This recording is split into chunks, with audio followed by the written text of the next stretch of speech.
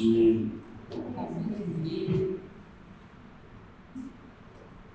지난 8주간 그 2달 동안 복음과 중동선언이라는 교통과학회의 종강을 이사로 보냈다. 난리길도 천리길도 한 걸음부터 나는 부담이 있습니다만 우리는 첫 걸음을 뛰었고 여러분은 그 첫 걸음을 저와 함께한 도반입니다.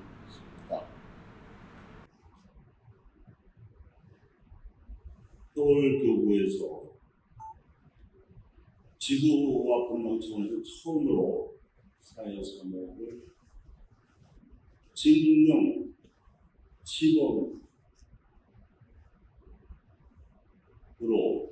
선정해서 학교동문단에 저를 파견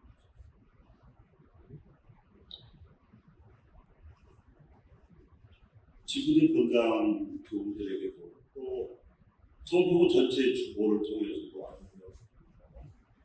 알려지는 것도 시간이 걸리거니와 알아도 그것이 어떤 의미인지 어떤 가치를 지니고 있는지 의식화되는 데는 또 시간이 걸리죠. 우리는 사복음서가 가르치는 바와 또 역대 교황님들께서 일러주시는 데 따라서 우리 자신의 신앙 세실은 물론이고 우리 교구 내에서 본당뿐만 아니라 지구뿐만 아니라 교구 내에서 교회의 세신과 또 민족의 복음화와 더 나아가서는 아시아 대륙의 복음화까지도 멀리 내다보면서 매우 중요한 척도를 함께 걷고 있는 것입니다. 저는 88년도에 사자가 될 때 가난한 이들에게 복음을 전하라는 누가복음 4장의 말씀을 모토로 해서 재단에 어떻게해서 축소하는 걸 사도입니다.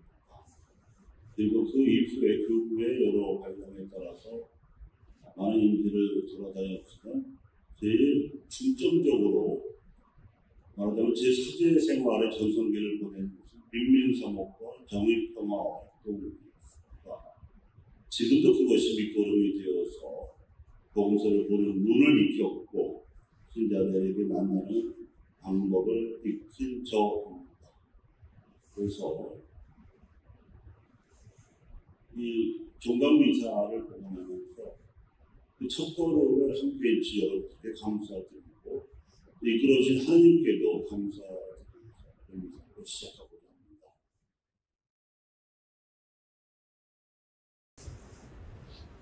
참 예수님,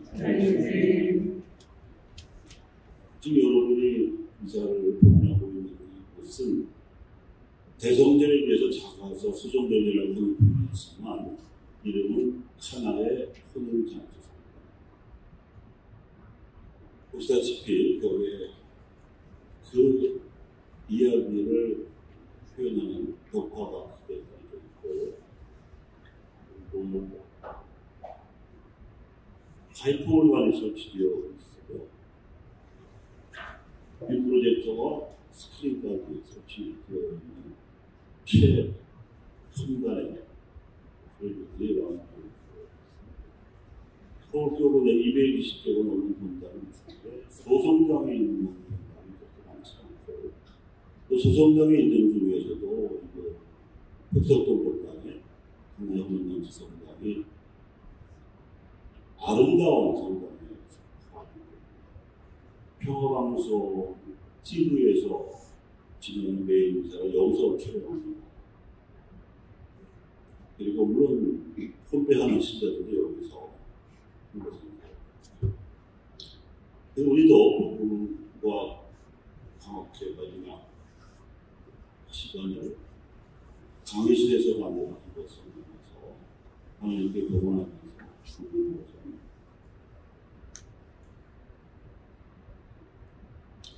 방금 들으신 복음 말씀 마리아가 엘리사벳을 찾아가신 이야기이고 이것이 범상치 않은 만남이니까 이미 그때 마리아는 홀몸으로 찾아간 것이 아니라 차중에 예수님을 모시고 엘리사벳을 찾아가셨기 때문입니다. 그래서 성령으로 엘리사벳도 그것을 알아보고 최상급의 인사말로 인사를 한 거죠. 그 인사말이 우리 성경에 들어가 있습니다. 은총을 가리키는 이것이요. 기뻐하소서.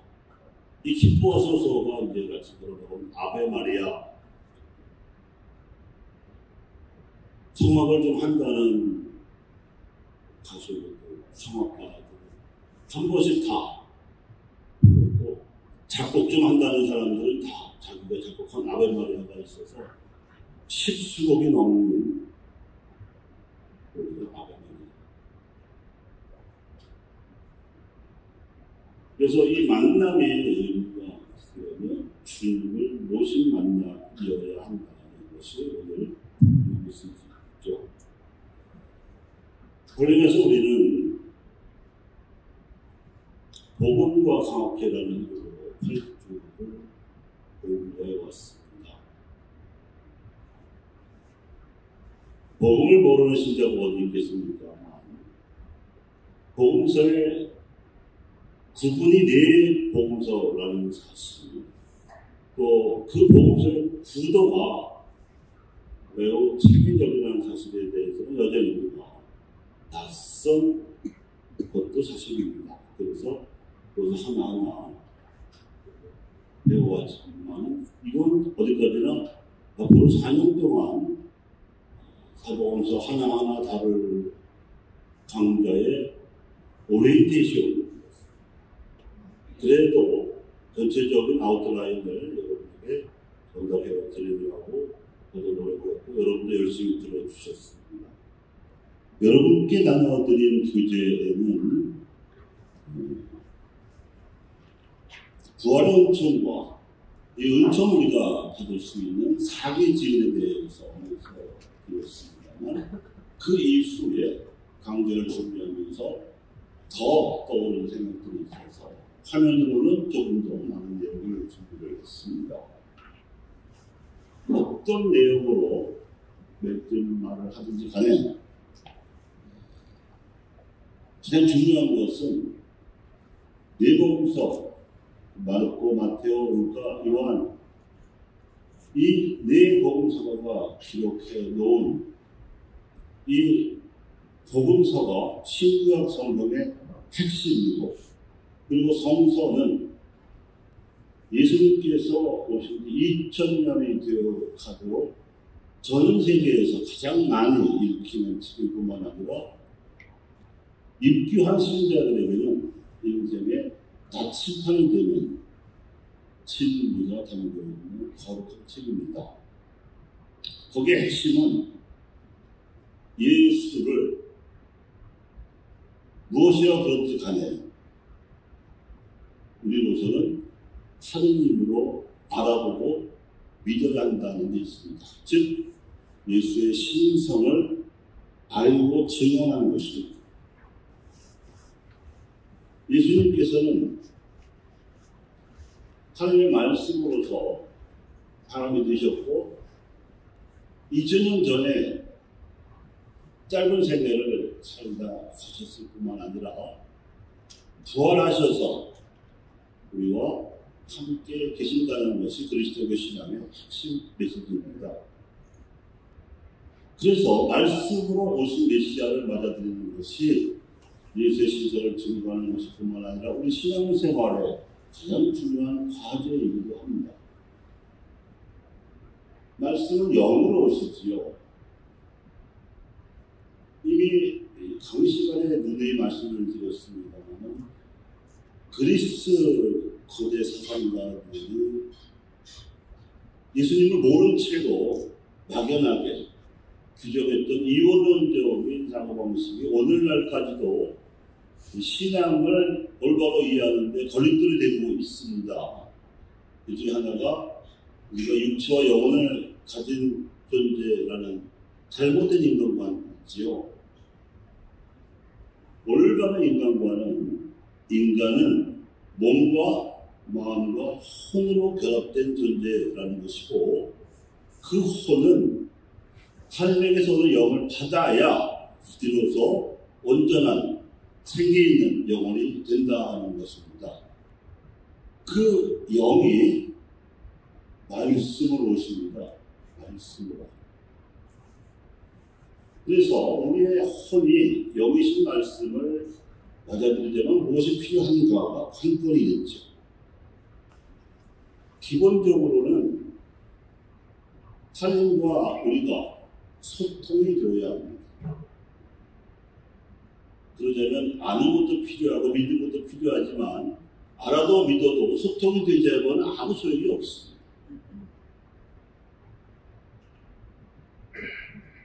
우리의 혼을 표현하는 것이 말이고 글이며, 그리고 지나간 역사에 대한 기억, 그리고 지금 이루고 있는 사회에 대한 통찰입니다. 이것을 이해하시도록 제가 비유를 하나 들자면, 우리는 혼자 살아가는 것이 아니고 여러 사람과 어울려서 살아가고 있으며, 그 살아가고 있는 가장 중요한 단위는 나라입니다. 국가입니다. 인류의 역사가 처음부터 이런 국가로 이루어진 것이 아니고 거의 1만 년 또는 역사 시대라고 일컫는 세월만 하더라도 거의 5,000년에 걸쳐서 서서히 형성이 되고, 오늘날에는 국가를 배제한 인간 생활을 생각하기 어려울 정도로 우리는 국가 단위의 생활을 하고 있습니다. 그런데 우리가 국가를 빼앗긴 적이 있었죠. 100년 전의 일입니다. 그런데 사실 저는 그 말을 고치고 싶습니다. 왜냐하면 국가 혹은 우리말로 나라라고 하는 것은 여러 가지 핵심 또 필수적인 요소가 있는데 적어도 4가지가 있습니다. 첫째는 사람이 있어야 하고요, 땅이 있어야 하고, 그리고 혼이 있어야 합니다. 그 다음에 이것을 추스리는 것이 정치 권력입니다. 우리는 100년 전에 일본 제국주의 세력으로부터 정치 권력을 빼앗겼을 뿐이지 사람이 없어진 것도 아니고 땅이 사라진 것도 아니었고 우리의 혼이 없어진 것도 아니었습니다. 그런데 이 4요소 중에서 혼이 얼마나 중요했는지, 일제는 한국인의 혼을 말살하기 위해서 무진애를 썼습니다. 조선총독부가 설치되자마자 조선사 편서회라는 조직적으로 조선의 역사를 축소하고 왜곡하기 위한 기구를 두어서 통치년 내내 이 고도를 전부 태워버리거나 가져갔고, 그리고 7.1 8.5 부역학으로 마음먹은 지식인들을 동원해서 새로 조선사를 썼습니다. 그것이 우리가 이제까지 학교에서 배운 한국사입니다. 뿐만이 아니죠. 역사에 대한 기억을 왜곡시킬 뿐만 아니라 말도 못 쓰게 했습니다. 글도 못 쓰게 했습니다. 왜 그랬느냐? 영원히 한 민족을 일본 군인들의 노예로 부려먹기 위해서였죠. 그래서 한글 학자들 또 한국 어학자들이 그야말로 목숨을 투쟁을 해서 우리말을 지켰고 우리 글을 지켰습니다. 그리고 우리 역사를 지키는 노력은 아직까지도 별다른 결실이 나타나지 않은 채 분투 중입니다. 왜냐하면 조선사 편수에 소속되었던 사람들이 해방 이후에도 우리나라 역사 교육에 수장이 되어서 자기들의 이론을 따르는 사람들만 학위를 받을 수 있게 하고 학위를 받은 사람들만 강단에 설 수 있도록 했기 때문에 그렇죠.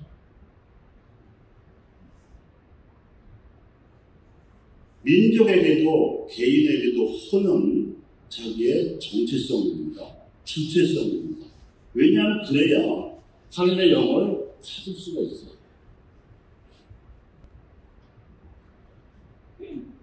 예수님 시대에도 마찬가지였습니다. 예수님을 맞아들인 사람들은 이스라엘의 지배 계층이 아니었습니다. 종교적인 기득권층이었던 사두가인들은 예수님을 죽이려고 들었고, 율법의 전문가로서 지식인이었던 바리사이는 이 사두가인과 야합을 해서 예수님을 로마 총독 빌라도의 손을 빌어서 죽일 수 있는 명분을 제공했습니다. 그러나 예수님을 맞아들인 사람들은 힘도 없고 가난했지만 아주 소수의 사람들, 그러나 그들의 믿음은 아주 오랜 옛날부터 뿌리 깊은 소위 아나님들이었어요. 그들이 초대교회의 주축이 되었듯이 한국교회 역시 조선 왕조와 유학자들과 유림들은 천주교 신자들의 씨를 말려버리려고 100년 동안 죽였습니다만, 천주교는 죽지 않았고 살아남았을 뿐만 아니라 신앙이 의미하는 가치에 승리를 거두었습니다. 그래서 오늘날 마치 지금 물이나 공기처럼 흔하게 거저 마시고 호흡하듯이 양심의 자유, 신앙의 자유, 만민의 평등, 남녀의 동등 같은 고귀한 최고선의 가치들을 우리가 누리고 있는 것이죠. 그래서 아시아에 흩어져 있는 한결의 디아스포라, 즉 우리는 한반도에서 일제의 노예가 되었지만 이것을 피해서 또는 끌려가서 흩어지는 사람들이 많이 있습니다. 70여 개국이 넘는 나라에 이때 형성된 한인들의 2세, 3세, 이제 4세, 5세까지 자라고 있습니다. 이 사람들 역시 우리가 일제 식민 통치를 지내던 시절처럼 우리말을 잊어버리지 않으려고, 우리 글을 잊어버리지 않으려고, 우리 문화를 잊어버리지 않으려고 무지 애를 쓰고, 그리고 고국에 있는 우리와 연결을 두고자 학수고대하고 있습니다. 그것이 우리의 실정이지요. 미나의 비유를 그린 성화입니다. 모두가 한 미나씩을 받고 그 미나를 가지고 장사를 시켰는데, 어떤 사람은 한 미나 고스란히 갖고 있다가 내려놓고, 어떤 사람은 3미나, 어떤 사람은 10미나를 거두었기에 예수님께서 10미나 가진 사람에게 한 미나만 고스란히 갖고 있던 사람 걸 빼앗아서 주었다는 이야기, 누가복음에 나와 있었습니다.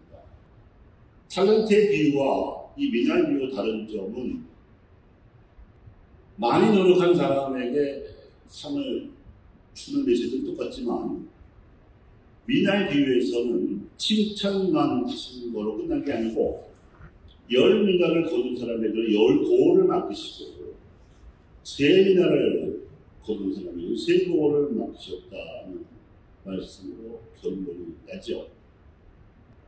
그래서 전례상으로는 큰 성과를 거둔 사람은 대축일로 기념하고, 사도들은 축일로 기념하고, 성도는 기념일로 기념하는 그런 전례상의 등급이 이 미나의 비유에 근거한다고 말씀을 드렸는데, 이것은 이미 죽어서 천상에 계신다고 하더라도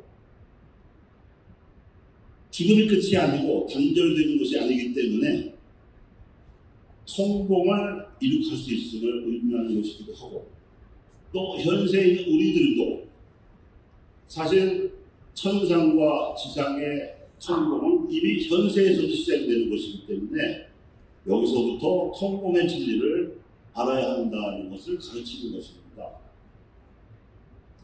교회는 성공의 공동체이기 때문입니다.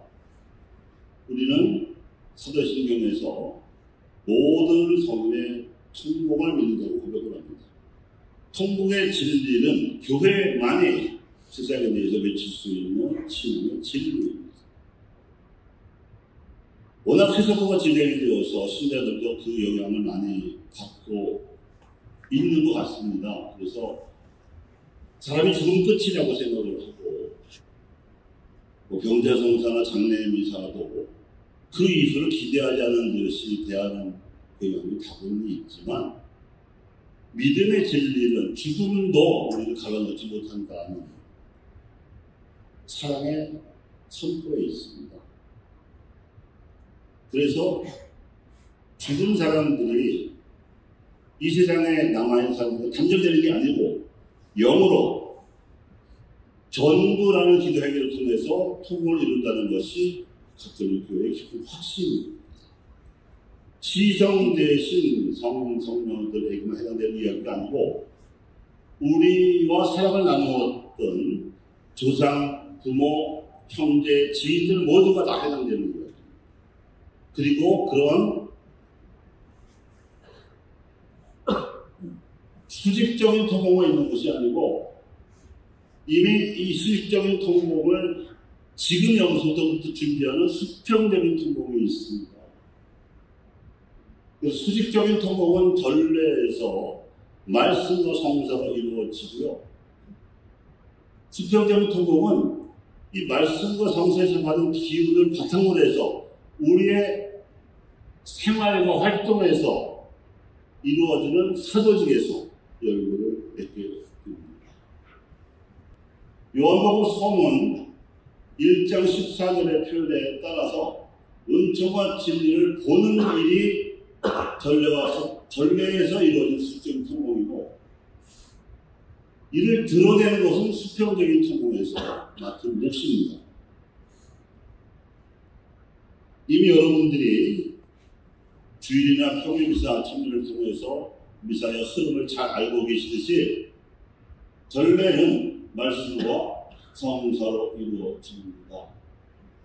위에서 영으로 내려준 말씀이 성사에서 그 기운을 나누어 주지요.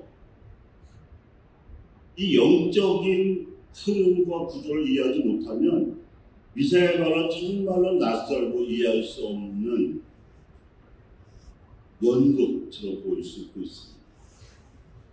왜 일어섰다 앉았다 귀찮게 하니 졸지도 못하게 그러기도 하고요. 그리고 신부는 원내시처럼 복음을 보고 인사하기도 하고 알 수도 없는 복음을 읽기도 하고 강론을 해도 복음을 풀이한다고 하는 건데 더 알아듣기 어렵고 농담이나 하면 기억이나 할까 말씀에 대해서 도저히 이해가 없는 경우에는 아무 매력이 없는 연극이 지나지 않을 수도 있죠. 그러나 전례는 말씀과 성사가 이루어지는 수직적인 통곡의 자리입니다.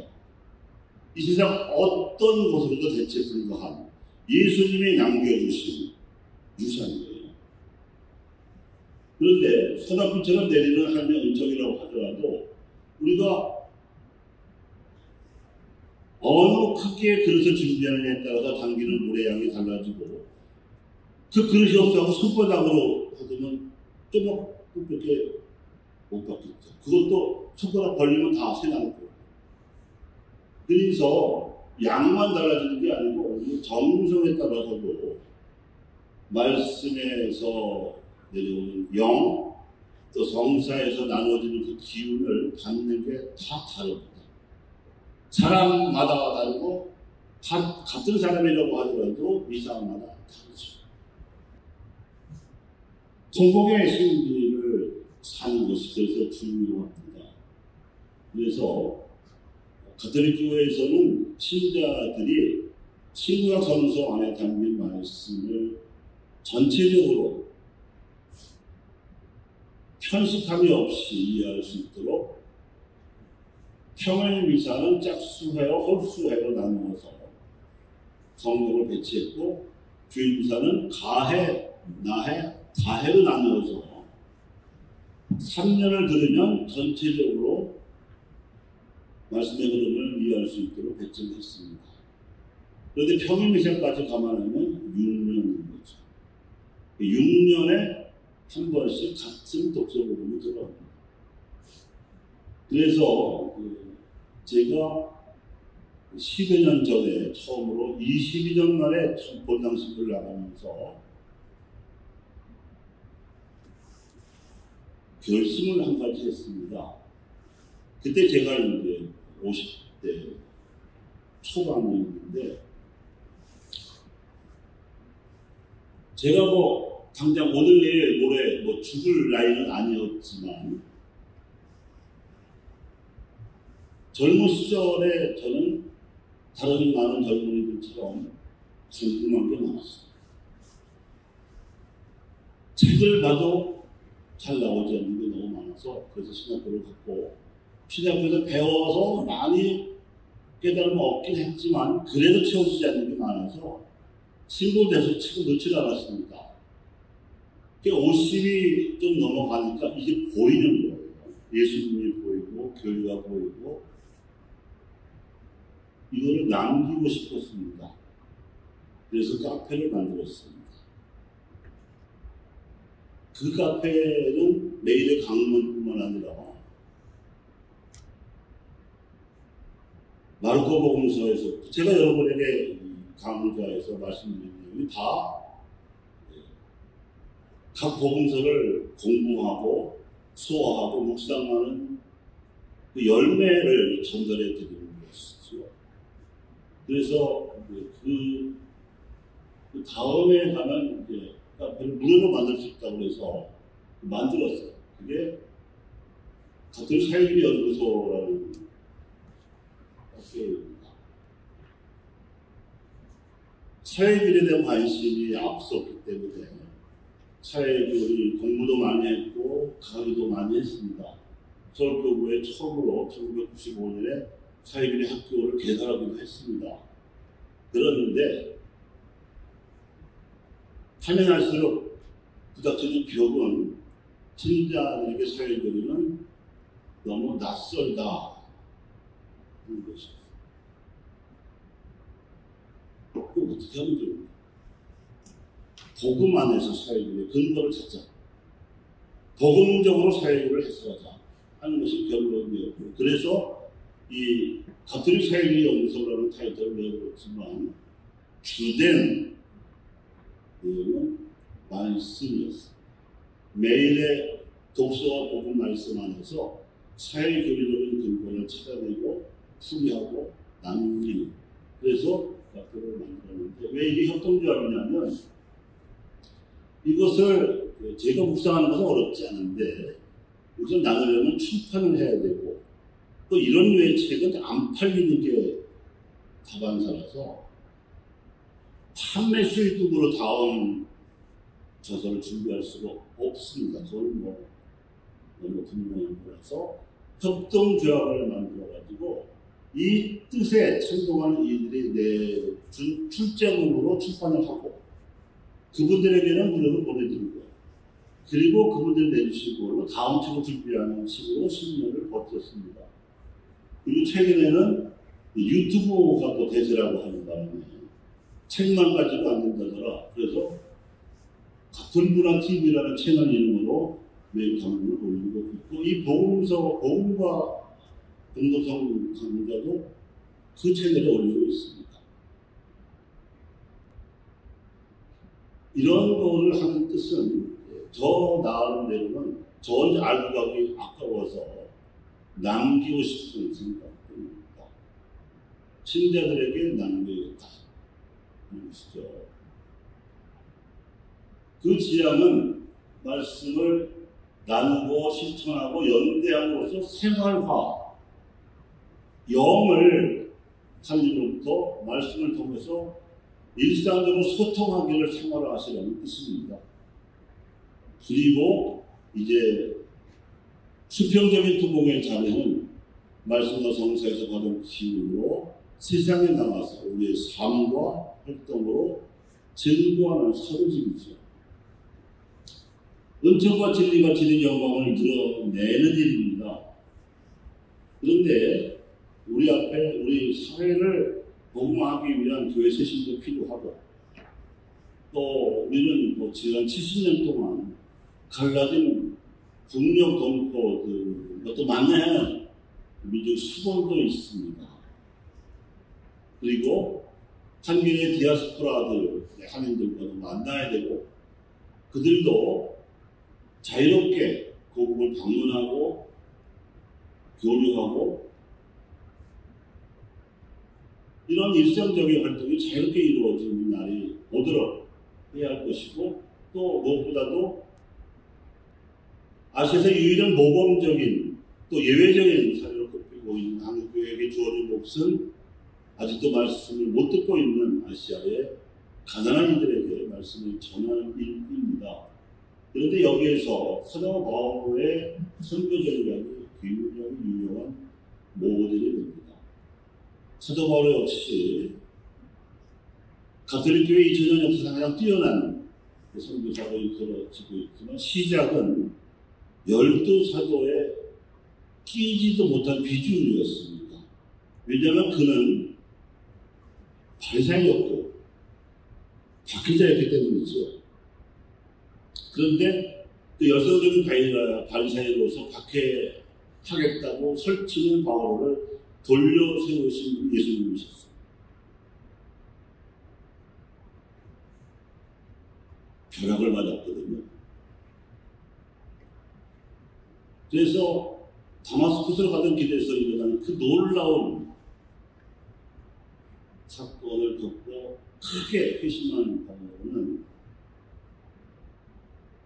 주류는 끼지 못했지만 비주류로서라도 복음을 전하고 했고, 그는 다행히 자기도 디아스포라에 살던 유다인이었고, 따라서 해외의 물정에 밝았으며, 그 당시에 통용되던 국제어가 그리스어였는데 그리스어나 라틴어에 능통했기 때문에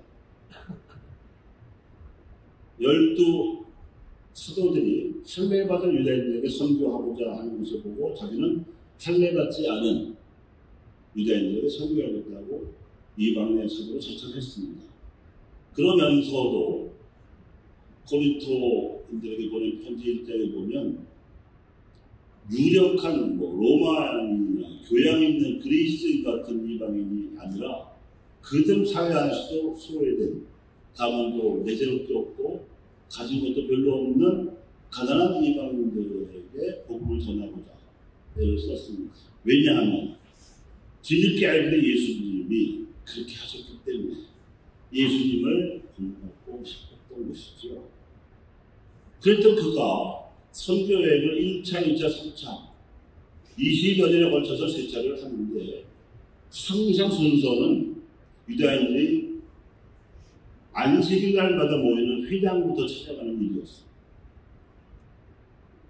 이방인의 사도로 초청했다는 바울과 유다인들의 회당부터 찾아갔습니다. 왜냐? 거기 가서 그 유다인 동포들이 알고 있는 역사에 대해서 제대로 그리스도의 관점에서 새롭게 해석된 말을 설교로 들려주고, 동의하는 사람들이 있으면 협조자로, 선교의 협조자로 삼기 위해서였습니다. 그런 것처럼 우리가 아시아의 복음화를 한다고 해서 맹장에 해진하듯이 하기는 어렵습니다. 그러나 아시아에 흩어져 있는 한민족의 디아스포라에 사는 사람들은 우리가 똑같이 생겼고 우리 말도 알고 우리 글도 비로소 서툴지만 이해를 하는데 우리보다는 그쪽 문물에 훨씬 더 적응이 되어 있는 사람들이니까 그들을 협조자로 삼는 것이 좋겠다고 생각을 하는 것이죠. 그리고 기본적으로는 성령 강림, 공동생활, 성교활동에서 나타난 사기 지원을 우리도 받아야 한다고 말씀을 드리고 싶습니다. 이것이 예수님의 선교 전략이고 가톨릭 교회의 정통 성업 노선이기 때문이지요. 돌아가신 예수님께서 어떻게 초대교회를 이끄셨는지에 대한 것이 초대교회 신자들에게는 관심사였고, 특히 새로이 사도 바울이나 사도 루카를 통해서 입교하는 이방인 신자들에게는 초미의 관심사였습니다. 그렇지, 부활이라는 게 뭐냐? 사람이 죽었으면 그만이지 어떻게 다시 살아날 수 있느냐? 하는 물음을 받고 바울가 고린도 전서 15장에서 이렇게 그대들의 사고방식을 이용해서 설명을 했습니다. 썩어 없어질 것으로 묻히지만 썩지 않는 것으로 되살아나는 것이 부활이고, 비천한 것으로 묻히지만 영광스러운 것으로 되살아나는 것이 부활이며, 약한 것으로 묻히지만 강한 것으로 되살아나는 것이 부활이다. 물질적인 몸으로 묻히지만 영적인 몸으로 되살아나는 것이 부활이다. 이렇게 설명을 했어요. 토착화된 방법을 시도했다고 볼 수가 있습니다. 그리고 13세기에 대신학자가 되는 토마스 아퀴나스는 이 사도 바울의 전서 15장의 말씀에 근거해서 사기지대라는 말을 제정을 했어요. 그것은 손상되지 않은 빛남, 빠름, 예민함이다. 정의를 했습니다. 그래서 워낙 대시작자이기 때문에 그 후에 교리는 소위 학교에서, 그전까지 학교라는 제도가 없었습니다만 정말 교회에서 학교를 만들어서 교리를 가르치는 그걸 스콜라라고. 그래서 그 스콜라 철학, 스콜라 신학이라고 하는데, 스콜라 신학의 압축판이 전통 교리 문답. 이 교리 문답에서 어떻게 이것이 바뀌었냐? 예수님이 돌아가시고 나서 제자들에게 발언하시면서 보이신 은총이 이 네 가지니까, 우리도 죽은 다음에 영혼으로서 누리게 될 네 가지 은총이 자기 지은이니라. 이렇게 가르쳐 놓으니까 살아서는 아무 소용없는 쓸데없는 교리가 되어버린 거예요. 근데 과연 그랬는가? 아니거든요. 한국의 초대교회에서, 물론 보편교회 초대교회에서도 얼마든지 예를 들 수 있습니다. 사도행전이 그 증거니까요. 그런데 한국 초대교회에서도 부활하신 예수님의 은총은 이렇게 나타났습니다. 첫째, 예민함의 은총은 이웃나라들이 서양 문물이나 무기가 탐나서 천주교를 들여온 반면에 한국은 진리를 추구하다가 천주교를 접했습니다. 그 책이 천주실의라는 책이고 칠극이라는 책인데,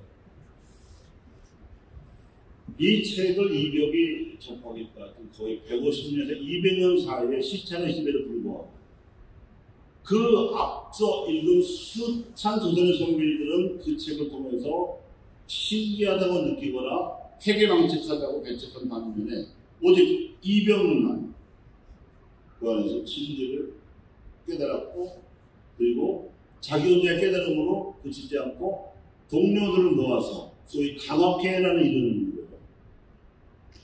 설득을 해서 교회를 창조를 했습니다. 진리에 대한 예민한 감성이 아니었더라면 불가능한 일입니다. 이곳은 교황청에서도 인정하는 전 세계 2000년 교회 역사상 유일한 사례입니다. 선교사 없이, 그것도 평신도가 스스로 진리에 대한 동기에서 신앙을 들여보는 것은 한국의 유일합니다. 그런데 그 이벽이 혼자서 한양사람이 1000명을 입교시킬 정도로 명례방이라는 곳에서 교리도 가르치고 성사도 가행했어요. 그러다가 포졸들이 들이닥쳐서 알려주니까 문중에서 난리가 나서 박해를 받았습니다. 출입을 못하게 했고 음식과 마실 것을 일체 차단을 시켰어요. 굶겨 죽은 거죠. 이게 1784년에 첫 세대 사건으로 교회가 창립된 지 1년 만의 일이었습니다. 이렇게 되니까 함께 강합회에서 천주교 진리를 논의했던 동료 선교들이 임시 성사 조직을 결성했습니다. 여기서의 빠름은 물리적인 속도의 빠름이 아니고 이 진리에 대한 이해도, 영적인 공유의 속도를 빠름이라고 말합니다. 시킨 것도 아니고 자기들도 이병처럼 문중박해를 당해서 죽을 수도 있는 전도양양한, 지금 보면 조선의 별 같은 거의 천재적인 유학자들이, 젊은 유학자들이 자기도 이병처럼 진리를 위해서 목숨을 바칠 각오를 하고 임시 성사조직을 결성을 해서 신자들에게 교리를 가르치고 성사를 가르쳤던 것입니다. 그건 평시도들이었어요. 그게 빠르다. 빛나는 뭐냐면,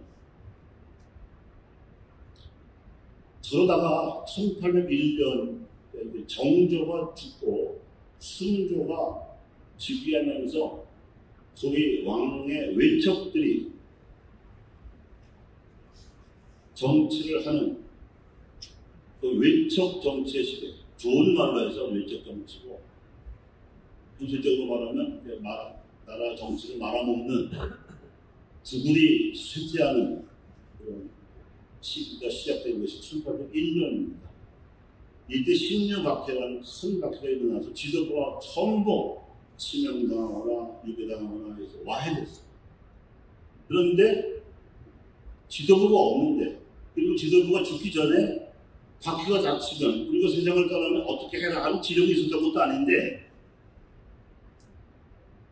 남은 신자들이 자발적으로 전국의 교우처를 건설했어요. 왜냐? 신앙을 지킵니다. 박해성에서도 신앙의 자유를 지키기 위해서 전국의 교우처를 건설한 그 용기가 빛난다는 거예요. 그렇게 해서 100년을 받았는데, 신자들은 신자에게 발각되기만 하면 잡혀갔고, 잡혀가기만 하면 예외 없이 고문을 당했어요.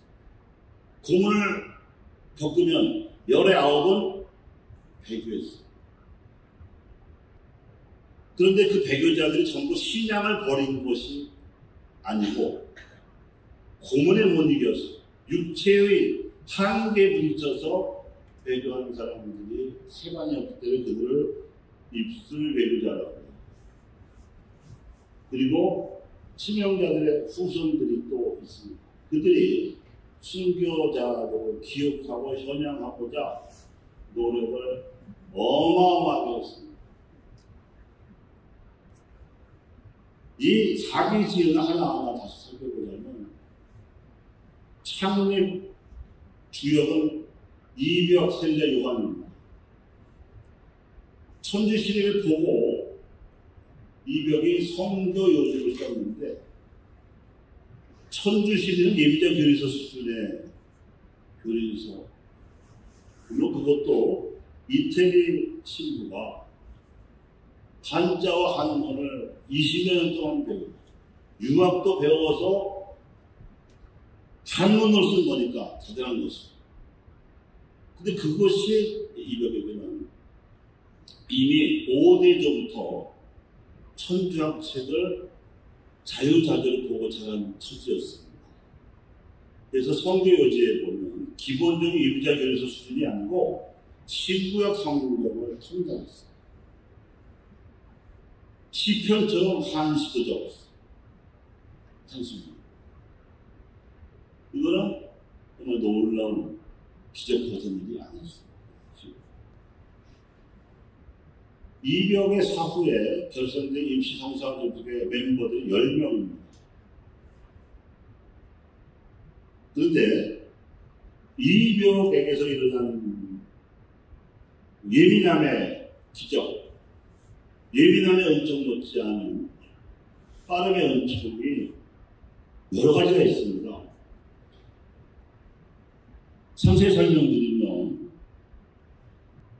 이벽이 주로 활동했던 곳이 지금의 명동성당에 있는 명례방. 그랬더니 어떻게 작전을 바꿨냐면 정약용의 고향은 경기도 광주인데 배현동의 공방을 얻어서 살고 있었습니다.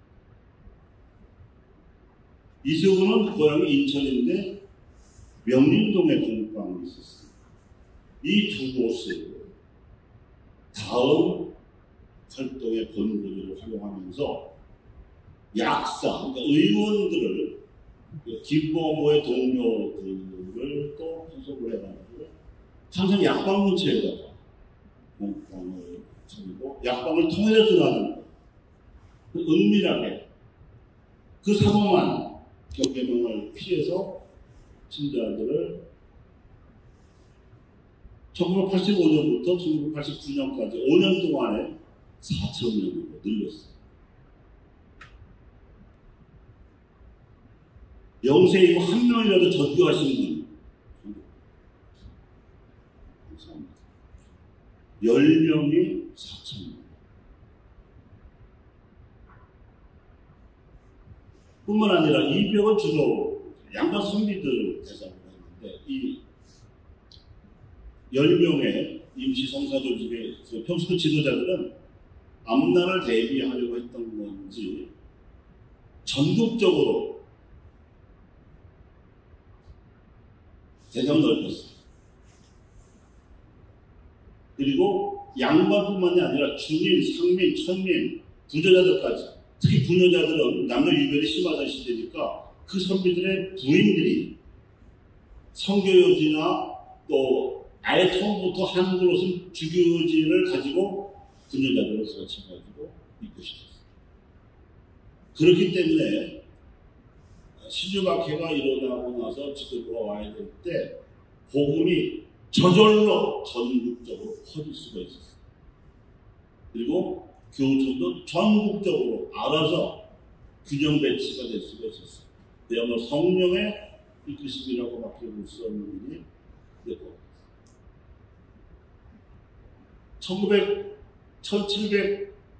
1790년에는 중흥모 신부가 파견이 됩니다. 그때는 역시 박해 주기이긴 하지만 신부가 들어서 정식으로 성사활동을 줄 수 있으니까 중흥모 신부가 명도회라는 신자 조직을 만들었습니다. 남자 회장의 정약정, 여자 회장의 강완숙을 임명해서 정조제 형태로 활동하니까 4,000명의 신자가 10,000명으로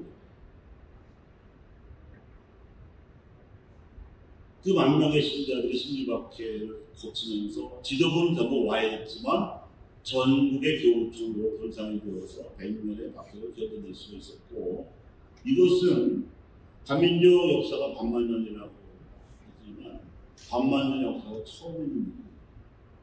지배 측의 이데올로기에 피지배 측에 이의를 제기하거나 항의를 하거나 심지어 반란을 일으킨 적은 여러 번 있습니다만 그 당시에 피지배 측인 천주교 신자들이 지배 측인 조선 왕조와 유림들의 성령 이데올로기에 맞서서 인간에게 양심이 있고 양심에 따라 신앙의 자유를 존중되어야 한다고 외치고 신분 차별이 아니라 남녀는 평등하다고 외치고 남녀가 유별한 게 아니라 남전 여비가 아니라 동등하다고 외치고 있습니다. 사상적인 반란이었어요. 저항이었어요. 그런데 어떠한 반란도 다 무기를 들었는데 천주교 신자들은 무기와 같은 적이 없어요. 그래서 많이 죽었죠. 관변 기록상 2,000명, 신자들의 입에서 입으로 전하는 부전상 20,000명 이상이 그리고 승리했죠. 일반 사가들이 인정을 하지 않아서 일반 사가들은 대개 두 종류입니다. 무신론자이거나 천주교 신자이거나. 천주교 신자들의 이 저항과 이 가치와 영광에 대해서는 가려져 있습니다. 그러나 이것은 괜히 5,000년의 천법밖에 없는 그것도 평화적으로 달성한 그것이 이 10명의 평신도 지도자들에 의해서 시작되었다는 것이죠. 그래서 김대건, 최영업 이 두 분 신부님도 다 교촌 출신이고요. 특히 이 두 분은 다 충청도 사람입니다. 충청도의 사도로 불리는 사람은 이단원이라는 사람입니다. 전라도는 유황공. 다른 지방에도 다 주춧돌이 되는 사도들이 다 입시 송사절식의 멤버들이었습니다. 김대건 신부님이 최초의 사전 소금 받고 1년 만에 돌아가셨는데 그 후에 상냥소에 들어본 최영업 신부가 혼자서 교선 활동을 맡아서 사명을 했습니다. 물론 김대건 신부가 함께 모시고 온 프랑스 선교사, 주교 신부는 있었지만 그들은 얼굴 모습이 다르기 때문에 박희수에는 공개적으로 활동을 할 수가 없었어요.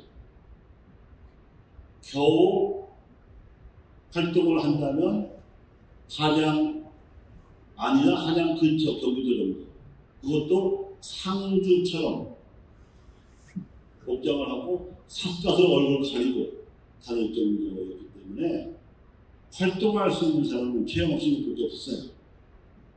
그래서 최영업 신부가 12년 동안 혼자서 전국의 교우들을 다 돌아다녔는데 기록에 남긴 게 129군데.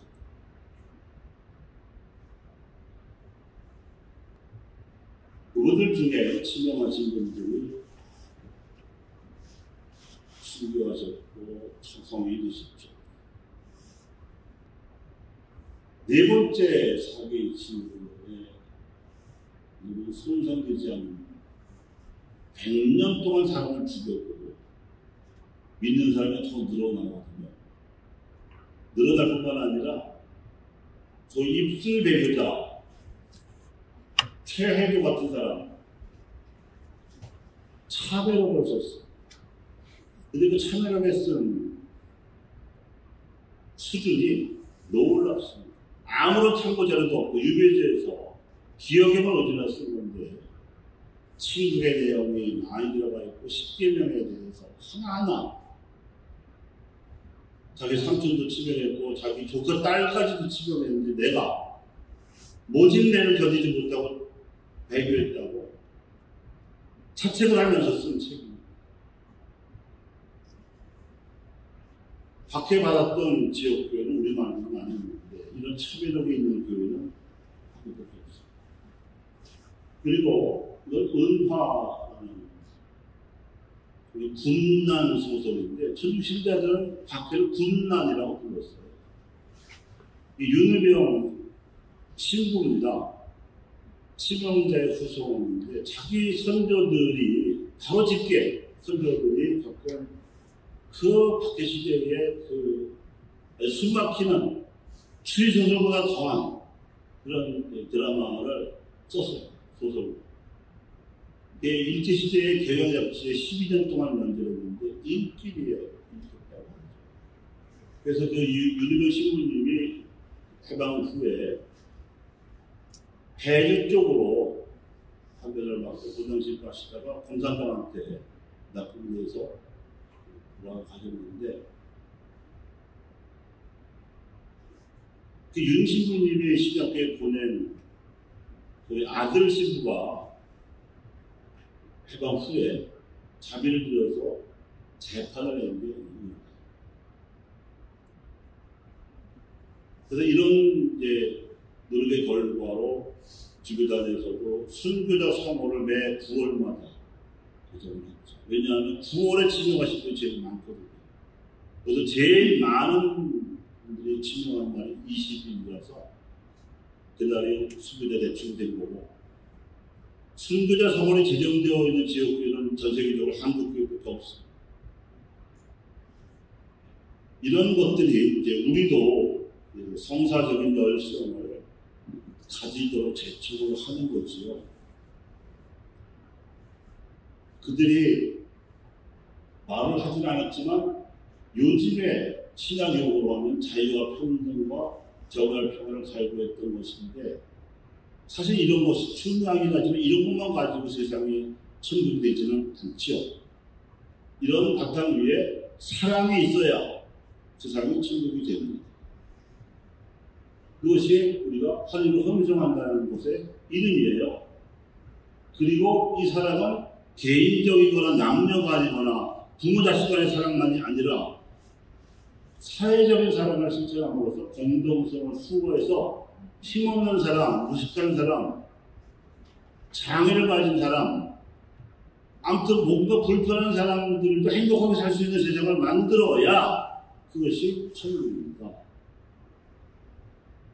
그것이 사복음서 중간중간 제가 전해드렸던 인간의 존엄성이라는 원리, 재화의 고별성이라는 원리, 그리고 오늘 처음으로 소개드리는 연대성과 보조성의 원리 있죠.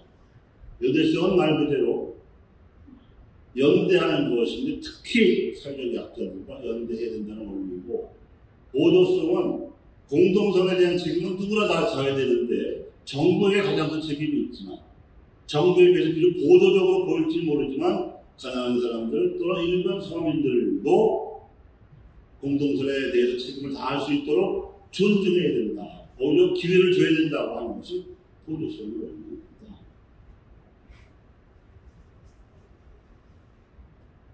그래서 2000년 전에 소아시아에서도 그렇게 했고 200년 전 방금 설명드린 바와 같이 조선에서도 초대교회 지역들 지도자들만 교육받고 정말 조선의 별들이라고 말할 수 있는 지식인들이었고, 대부분 당시에 100년 박해를 견뎌낸 천국신자들 대부분은 그 당시 유림들이 볼 때는 무식한 천한 백성들이었습니다.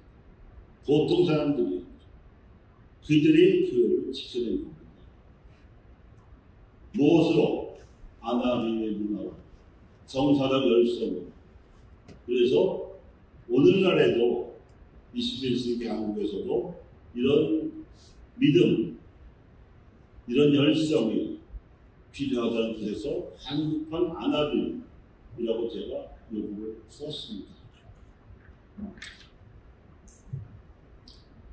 그래서 이 도표는 지금까지 9달 동안 말씀드린 것에 총 정리가 될 수 있는 것인데, 최고선과 공동선과 가난한 이들을 위한 선택이 말하자면 산발이처럼 균형을 이루고 있는 위에 약자들과 연대하고 또 가난한 이들을 존중하는 그런 거의 같은 사회 교리가 하나님의 문화이고 이것이 교회의 모습입니다. 그래서 마가복음서에서는 예수님께서 온갖 질병이나 마귀를 들려가지고 고생하는 사람들에게 복음을 전하시는 선택을 하신 기록이고, 마태복음서는 진독할당을 위시해서 그렇게 해서 복음을 들은 가난한 이들이 청빈이라고 하는 정치적 가난으로 성화되어 가는 과정이며, 루카복음서는 그들 안에서 성령의 부르심을 받은 이들이 다시 예수님처럼 사도가 되어서 가난한 이들에게 복음을 전하기 위해서 파견되는 과정이라고 할 수가 있습니다. 이제 마지막으로 2014년에 방한하신 프란시스코 교황님께서 남기신, 특히 주교단 앞에서 남기신 메시지를 전해드리도록 하겠습니다. 기억의 지킴이가 되는 것은 과거의 흔적을 기억하고 고이 간직하는 것 이상을 의미하며, 그것은 그 기억으로부터 영적인 자산을 꺼내어서 앞을 내다보는 결단으로 미래의 희망과 약속, 도전을 직시하고 받아들이는 것을 의미합니다. 한국교회의 사도 사명은 외적이거나 양적인 잣대로만 해야 될 수가 없으며, 오히려 분명한 복음의 빛과 그 부르심에 비추어서 예수 그리스도께 돌아오라는 회개의 촉구에 따라 판단해야 합니다. 기억을 지키려고 된 것이라는 것은 우리 영성을 상대시켜 주시는 분은 어디까지나 하나님이심을 깨닫고 동시에 그 영적 성장은 고난을 이겨내는 노고의 열매임을 깨닫는 것이며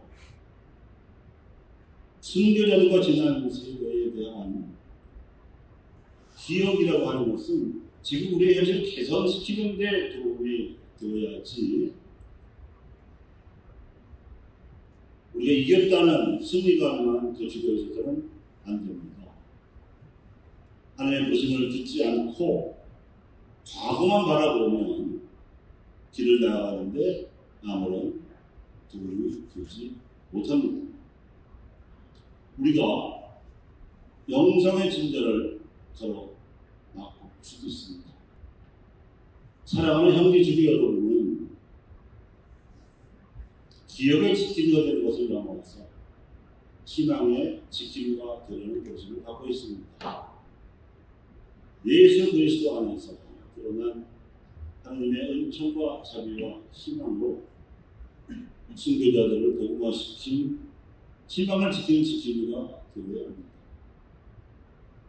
희망의 지킴이가 된다는 것은 가난한 사람들에게 관심을 쏟으며 특히 난민들과 이민들 사회의 이민들 또 사회 변두에 사는 사람들과 연대를 통해서 한국의 이런다는 증거가 끊임없이 명백하게 드러나는 것을 의미합니다. 이러한 관심은 구체적인 자선 활동을 통해서만이 아니라 사회 직업 교육 수준의 개선을 위한 지속적인 활동을 통해서도 드러나야 합니다. 가난한 사람들과 함께하는 연대는 복음의 중심입니다. 그리스도인 생활의 필수 요소로 여겨야 교육을 통해서도 신자들의 정신과 마음의 승리가 들어야 하고 교회 생활의 모든 측면에 반영이 가난한 이들을 위한 가난한 이들의 교회는 여러분 나라의 첫 시간 공동체에서 하나 볼 수 있습니다. 이러한 이상이 미래를 위한 한국교회가 걸어가는 길에 귀감이 되길 바랍니다. 사랑의 얼굴을 한 교회에서는 가난한 이들이 복음의 중심입니다.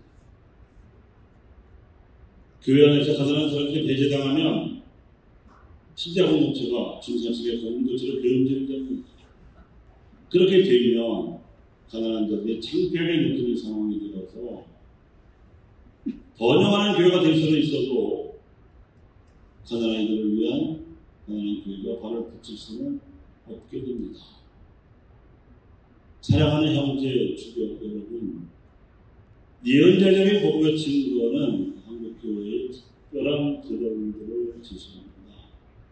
예언자적인 복음의 증거는 한국교회의 특별한 도전들을 제기합니다. 한국교회가 번영되었으나 또한 매우 소속화되고 물질주의적인 사회의 한가운데에서 살고 일하기 때문입니다.